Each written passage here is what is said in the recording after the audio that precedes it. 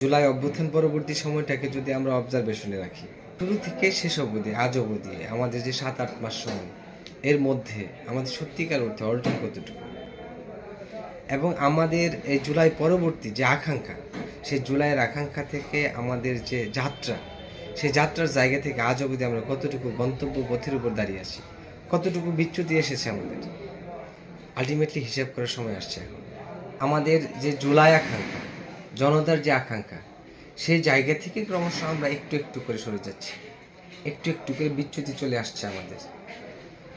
এবং সত্যিকার অর্থে যদি বলি, আমাদের সবচেয়ে বড় অর্জন কি?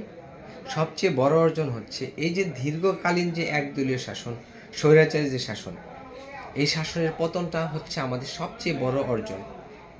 অর্থাৎ একটা বন্ধ দরজাকে আমরা ধাক্কা দিয়ে যখন খুলে ফেললাম, ঠিক তখন আমাদের একটা সম্ভাবনা তৈরি হলো। সফলতার দ্বার প্রান্তে পৌঁছতে হলে আমাদের কারো দীর্ঘ পথ সামনে সংগ্রাম করে এগিয়ে যেতে হবে। কিন্তু এই সম্ভাবনা তৈরি হওয়ার পর, দরজা খুলে যাওয়ার পর, পরবর্তী অবস্থাতে দেখছি আমরা আমাদের জায়গা থেকে অনেকটা এলোমেলো হয়ে যাচ্ছি, এবং মানুষকে সামনে রেখে আমাদের সমাধানের পথ পদ্ধতিগুলো কেমন সেই ঘুরে ফিরে আগের একটা আবর্তে চলে আসছে। এবং আমাদের সমাধানিক যে দিশাগুলো আমরা পাচ্ছি, সেইগুলো দেখে আপাতত মনে হচ্ছে এসব দেখি কানার হাট বাজার। এবং যে সমস্ত সিদ্ধান্ত গ্রহণ করা হচ্ছে, সেই জায়গা থেকেও যদি আমরা দেখি, তাহলে দেখব যে এক উদ্ভট উটের পিঠে চলছে স্বদেশ। একটা সাংস্কৃতিক সংগ্রাম যদি না তৈরি হয়, তাহলে আমাদের এই দেশ এবং মানুষকে কানেক্ট করা, অর্থাৎ রাষ্ট্রের সাথে রাষ্ট্রের জনতাকে কানেক্ট করার যে জায়গাটা, এবং যে বোধে আমরা উত্তীর্ণ হতে চাচ্ছি, যে শাসন ব্যবস্থায় আমরা উত্তীর্ণ হতে চাচ্ছি, সেই শাসন ব্যবস্থার উপযোগী করে গড়ে তোলা মানুষগুলোকে আমরা কিভাবে প্রস্তুত করব, কিভাবে নয়া রাজনৈতিক বন্দোবস্ত হাজির করব।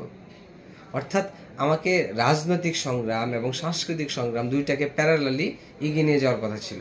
অর্থাৎ দেশ এবং মানুষকে ঘিরে, দেশের সব মানুষকে নিয়ে দেশের প্রশ্নের যে সংহতিটা অনিবার্য ছিল, এবং সেই সংহতির মধ্য দিয়ে ন্যূনতম একটা সেটেলমেন্ট আসার পরে আমরা প্রত্যেকে যার যার স্বকীয় রাজনৈতিক দলের জায়গায়, প্রত্যেকের স্বকীয় রাজনৈতিক বন্দোবস্তের জায়গায় ফিরে যেতে পারতাম। কিন্তু না, প্রত্যেকে পার্সোনালি এক একটা করে ক্যাশ বাক্স খুলে বসছি। পার্সোনালি কতটুকু ক্যাশ করবো সেই আন্দোলনটাকে, সেই ধান্দা নিয়ে আমরা মশগুল ছিলাম। সেটা ছিল আমাদের বড় ধরনের একটা পতন। অভ্যুত্থান থেকে জুলাইয়ের যে স্পিরিট আছে, জুলাইয়ের যে চেতনা আছে, সেই চেতনা থেকে বিচ্যুতি।